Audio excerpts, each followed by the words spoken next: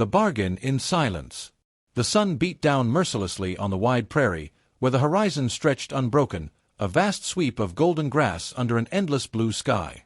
The land looked empty, but the silence carried stories, the kind whispered by the wind through the cottonwoods, the kind that clung to the footsteps of those too tired to lift their heads. Emma Dalton shaded her eyes with a trembling hand as she watched the lone rider approach from the west. The sound of hooves thudded like a drumbeat in her chest. She was only 17, too young to bear the weight that had fallen on her shoulders, yet here she stood, half-trembling girl, half-desperate woman, waiting for the man she had decided could be their last chance. Her mama, Clara, sat on a fallen log behind her, shoulders slumped, face hollow from hunger and grief. Clara had once been beautiful, with auburn hair that caught the sunlight and eyes as bright as cornflowers. But 3 years of loss, her husband shot in a senseless feud, the family farm burned to ash by raiders, months of wandering from town to town turned away as beggars, had stripped her spirit bare. Emma had grown used to tightening her belt against hunger, but seeing her mama so defeated was unbearable. That was why, when she'd heard whispers of the rancher who lived beyond the creek, a man who didn't talk, who rarely came to town but was said to have more land and cattle than anyone, she'd made a plan. If no one else would help them, maybe he would. And if he would not, then Emma would offer what she had left. The rider came closer, tall in the saddle, broad-shouldered, a shadow against the evening light. Emma's throat dried as she forced her legs not to run. He was known as Jonas Hale, though most folks in town called him the Silent Rancher. They said he'd been a soldier once, had seen horrors that stole his voice clean away. Others claimed he simply didn't waste words. Either way, he was a man apart. He reined in his horse just a few feet from her, eyes steady beneath the brim of his hat. The horse snorted, pawing the earth, but Jonas himself sat still, silent, waiting. Emma curtsied awkwardly, her heart pounding. "Mr. Hale," she began, her voice breaking, "my mama and we ain't got nowhere else to turn. Folks in town won't help us no more. The land is dry, and we got no kin left. We've been sleeping under the trees, and—" Her voice faltered. She had rehearsed this 100 times, but standing before him now, words seemed pitiful compared to the man's piercing gaze. She swallowed hard. "I heard tell you live alone, sir. That you've got a house big enough for more than just yourself. I was hopin'," she paused, fists clenching, "hopin' maybe you'd take my mama in. She's gentle, she can sew, she's a good woman. She just needs a place to rest, food in her belly. And if that ain't enough," Emma's lips trembled, but she forced the words out, "you can have me too." The silence that followed stretched until the wind seemed to roar in her ears. Behind her, Clara gasped, "Emma, no." Her mama lurched to her feet, stumbling forward to grab her daughter's arm. "Don't you dare say such things." Emma turned, tears springing to her eyes. "Mama, I can't stand watchin' you fade away. If this is what it takes." Jonas Hale dismounted without a word. His boots crunched on the dry earth as he stepped closer. He did not speak, but his eyes, gray as storm clouds, moved from Emma's tear-streaked face to Clara's trembling frame. Then, without warning, he reached out, not roughly, not possessively, but with surprising gentleness, and touched Emma's hand. He pushed it softly down, as though to tell her she need not bargain herself away. Then he turned, walking past them both, and motioned toward the distant outline of his ranch house beyond the cottonwoods. A silent command. Emma blinked, stunned. Does that mean? Jonas didn't answer. He just kept walking, leading his horse, expecting them to follow. Clara clutched her daughter's hand, her voice shaking. "Emma, child, what have you done?" Emma wiped her cheeks and whispered, "I don't know, Mama. But maybe, just maybe, he's taking us in." The ranch house loomed larger as they approached, a sturdy structure of hewn logs with a wide porch. The yard bore the signs of a working spread, corrals, barns, a water trough where cattle lowed in the distance. Yet the place felt strangely empty, as though silence itself was part of its bones. Jonas led them straight to the porch, unlatched the heavy front door, and gestured for them to enter. Inside, the air smelled of leather, dust, and wood smoke. The main room was spare but clean, with a stone hearth, a long wooden table, and shelves lined with tools. It was a man's house, functional, not homely. Jonas set his hat on a peg, then disappeared into another room. Emma and Clara stood uncertain, clutching each other like lost children. Finally, Jonas returned carrying 2 folded quilts. He laid them carefully on the table, then pointed toward the hearth as if to say, "This will be your place for now." Clara stared, tears filling her eyes. He's given us shelter." Emma looked at the man's expression, calm, unreadable, yet not unkind. A lump rose in her throat. She had offered herself in desperation, but he hadn't taken advantage. Instead, he had opened his home without a single word. "Thank you," she whispered, though she doubted he needed words to understand. Jonas nodded once, then moved toward the door again, pulling on his gloves. He was going back to work, as though bringing 2 desperate strangers into his home was no more unusual than mending a fence. Clara sank into a chair, clutching the quilt to her chest. "Emma, child, what have we stepped into?" Emma gazed after Jonas, a strange mix of fear and hope twisting inside her. "I don't know, Mama. But he didn't turn us away. That's something." That night, Emma lay awake on the pallet near the hearth, listening to the creaks of the big house. Her mama slept soundly for the first time in weeks, but Emma's eyes traced the shadows on the ceiling, her mind full of questions. Who was Jonas Hale, really? Why did he live alone, with no wife, no family, in a house that could hold many? And why did he choose silence, when words might have eased so much? Yet despite her unease, one truth settled in her heart. For the first time in a long while, they were safe. And safety, even born of silence, was a gift beyond measure. Emma closed her eyes, whispering a prayer she had nearly forgotten how to speak. The next morning, the smell of frying bacon startled her awake. She sat up, blinking in the early light, to see Jonas at the stove, a skillet in hand. His movements were efficient, practiced, silent. When he noticed her watching, he merely set 2 plates on the table and stepped back. Emma roused her mama, who gasped at the sight of food. They ate ravenously, though Jonas himself took little, as though content to let them fill their bellies first.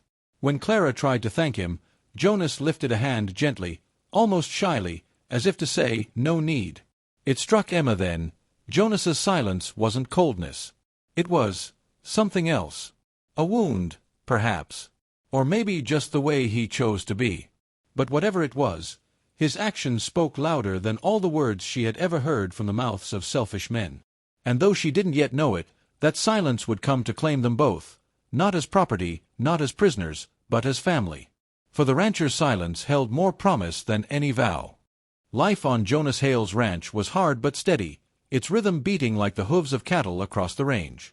At dawn, Jonas rose before the sun and went about his chores, tending the herds, mending fences, checking the creek where his cattle drank.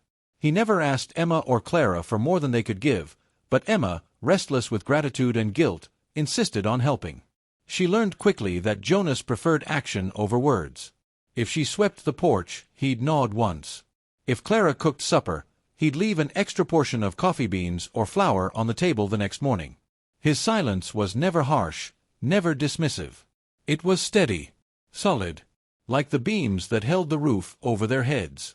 And slowly, Emma and Clara began to feel less like beggars and more like something else. Something close to belonging. One evening, after a long day, Emma sat on the porch with her mama, sewing a tear in her dress. The prairie wind blew soft, carrying the smell of fresh earth. Jonas was out by the corral, brushing down his horse. Clara spoke softly, watching him. "That man carries a weight, Emma. You can see it in his shoulders, the way he don't meet folks' eyes too long. He's been hurt."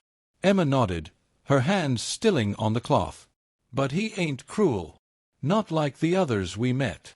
Clara gave her daughter a long look. "You offered yourself to him once. You remember that?" Shame burned Emma's cheeks. "I was desperate, Mama. I thought it was the only way." Her mama reached and squeezed her hand. "Child, don't you ever think you got nothing else to give but that? You've got your heart, your kindness, your courage. Those are worth more than your body." Emma's throat tightened.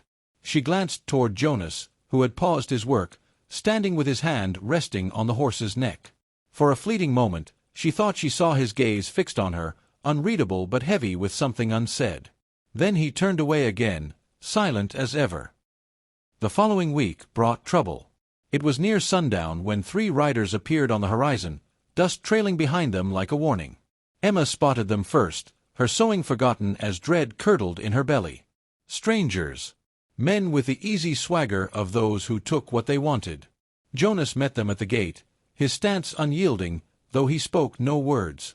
The leader, a lean man with a crooked grin, leaned in his saddle. "Heard you been keepin' strays, Hale. Woman and a girl. Pretty ones." His eyes slid toward the porch, making Emma shrink back. "Figure we might take 'em off your hands. Wouldn't want you burdened." Emma's heart hammered. She gripped her mamma's arm. Clara's face went pale as chalk. Jonas said nothing. Instead, he stepped forward, his presence like a wall. He didn't reach for his gun, but the threat in his silence was louder than any bullet. The men laughed uneasily. "What's the matter, Hale? Cat got your tongue?" Jonas's jaw tightened.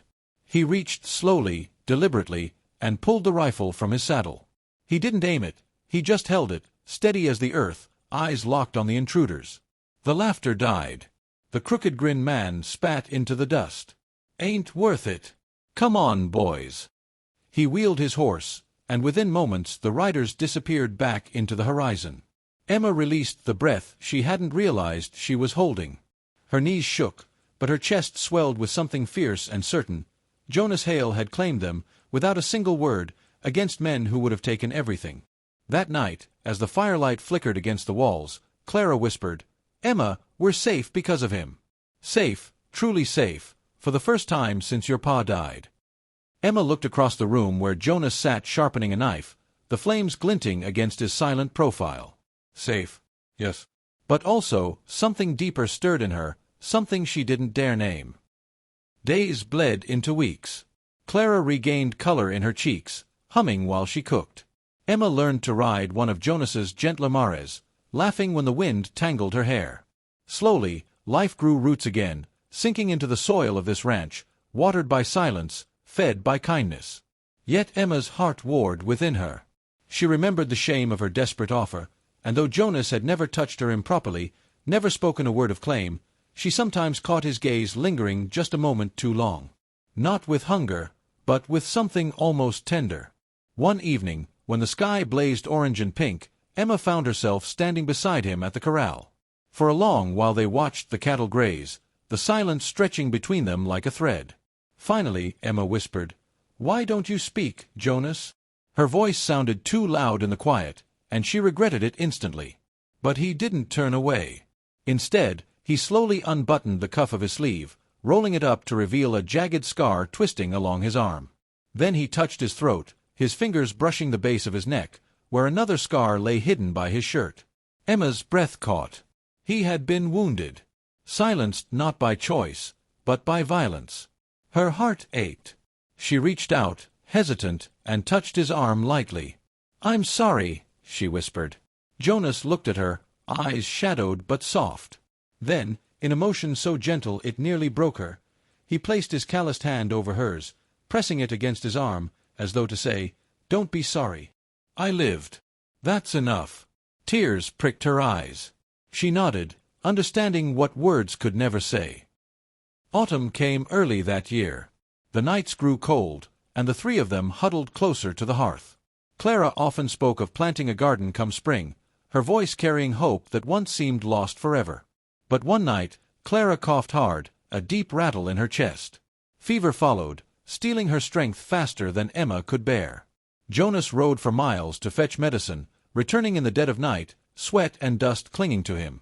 Emma tended her mamma with shaking hands, praying as she pressed cool cloths to her brow. Through it all, Jonas never left their side. He sat vigil in silence, his presence steady as stone, until at last the fever broke and Clara slept peacefully again.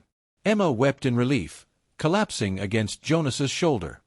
He did not push her away. Instead, he wrapped one strong arm around her, holding her as though she belonged there. For the first time, Emma felt no shame. Only safety. Only love. Winter fell heavy, snow blanketing the plains. Inside the ranch house, warmth grew, not just from the fire, but from something deeper. Clara, recovering her health, often smiled knowingly at the unspoken bond blooming between her daughter and the silent rancher. One snowy evening, Clara took Emma's hand. "Child, I see the way you look at him. And the way he looks at you, even if he don't speak it. You're of age now, Emma. And he's already given us a home, protection, kindness. That man has claimed us, not with chains, but with care. Don't be afraid of it." Emma blushed, but her heart soared with quiet hope. Later that night, she found Jonas on the porch, watching the snow fall under the moonlight. She stepped beside him, her breath clouding in the cold. "Jonas," she whispered, her voice trembling, "I don't know how to say this right, but you've given us more than we ever dreamed. You took us in when we had nothing, and you've kept us safe." Her courage nearly failed, but she forced the words out. "I love you, and I don't care." And though he never spoke a word, his silence rang louder than any vow. It was the silence of love.